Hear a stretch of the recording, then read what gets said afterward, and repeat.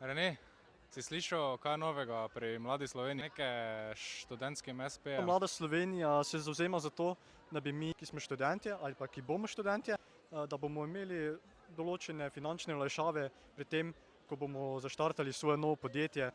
Kako se ti zdi ideja, da gremo še druga povprašati, kaj si misli o tem? Ja, gremo.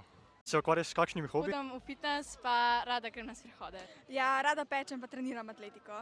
Pa si kdaj razmišljala, da bi te svoje hobije spremenila kdaj v profesionalno kariero? Ja, to sem že tudi razmišljala, sam ne vem, da bom še videla. Jaz bi za poročne obleke podjetje ustvarila. Ja, jaz tudi tako kakšne take obleke ali pa cunje nasploh.